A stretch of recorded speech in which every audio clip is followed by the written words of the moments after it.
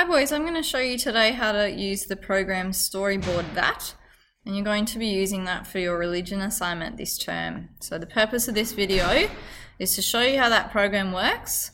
I'm not going to talk very much about your religion assignment today. I'll leave that up to your teachers to explain exactly what we want you to do there. So you would have been sent a link by your teacher by this stage to log into Storyboard That. And I won't go into those messy details yet. You can do that in class with your teacher. What I'm going to show you though is once you log in, you'll come to a screen that looks a little bit like this one, perhaps a little different because mine's a teacher version, but you want to go to create a new storyboard. All right, this little thing will pop up that says, are you using a computer or tablet? So you just click whether you're using a mouse or whether you're using a touchpad on your device. It just helps with the calibrating or something. Okay, so the first part that will come up will look something like this. We've got tabs up the top that talks about the different things you can add to your storyboard, and then it has different selections here as well. So the very first thing you need to do is to change your layout to cell and description.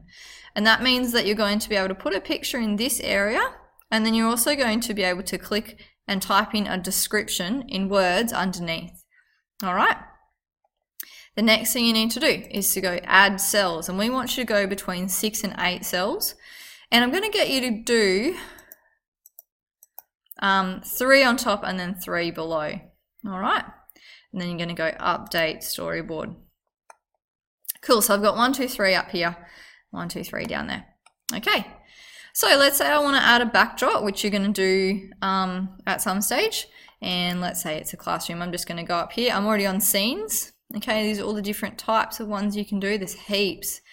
Okay, all right, let's say I'm going to do a classroom. I'm just going to click and drag and pop it down there. Okay, you can then do lots of other things like rotate or do layers and all that sort of junk.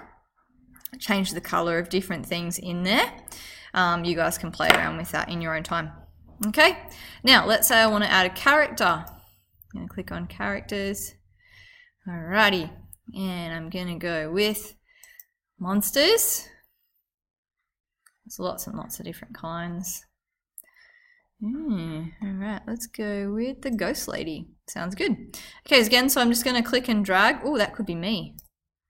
There we go. Ghost teacher, love it. Okay, then of course you can rotate, you can make it bigger too. Ginormous ghost lady. How scary would that be? Where's your homework? That'd be awesome. Okay. You can edit the pose, so how the character is standing. If I click on that, oh, check that out. That's awesome. Oh, I love it. So excited I'm getting.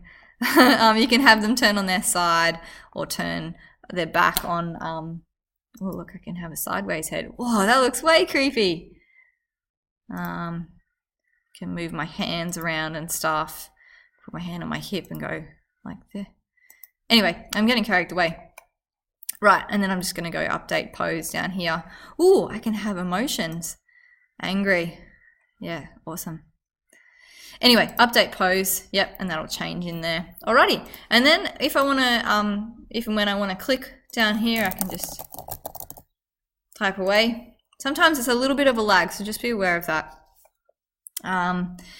And yeah, that's one scene done, say. Okay, a little handy tip that you can do then is to go copy cells. So if you want your whole scene to be in the classroom for whatever you're doing, you can use this tool. So it says first click the cell you want to copy, that one, because I've only done one so far. Now click where you want to copy it to. Okay, and this will come up. It says copy the content into the next cell, but don't remove the things that are already there. Or I can replace it to the next cell, delete the content that was there. So I'm just going to go add. Cool, and now I've copied it exactly the same. I can then, so I go done. I can then change things in the second cell. Okay, so maybe I still have the same people in there, but they're doing something different. You can change that too. So that's just a little time-saving trick, I should say, for you. Okay, textables, and this is something that you'll need to include. These are either speech bubbles or think bubbles. So the difference is the speech bubbles have like the corner, there might be 3 people speaking or 2 people speaking. But then over there, the little ones that actually look like clouds, they're think bubbles, okay? So let's say I'm gonna think something in here. Okay, so I pop it in there. I can then, of course, change the size of it, but I can also type stuff into the think cloud, as you can imagine, thinking, where is my cuff? A little bit slow sometimes.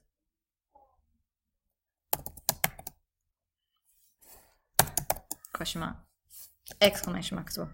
Okay, so I can do that. Now, if I want it to be a little bit like more condensed with my text, then I would need to put move that down just by pushing enter on my keyboard. All right, then I would make this smaller so it fits my scene a little better.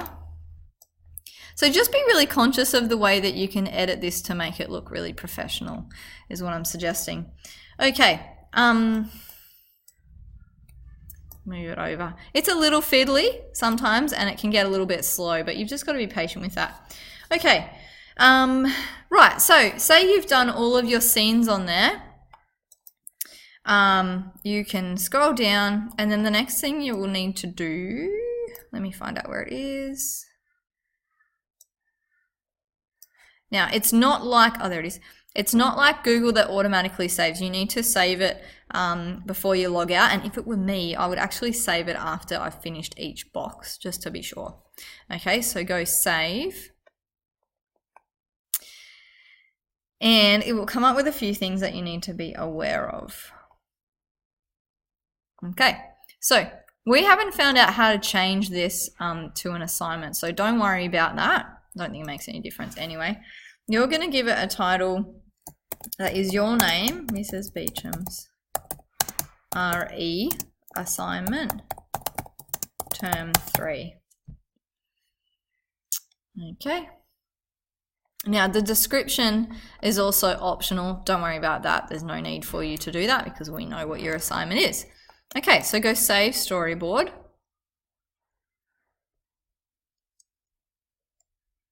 Which it will do eventually.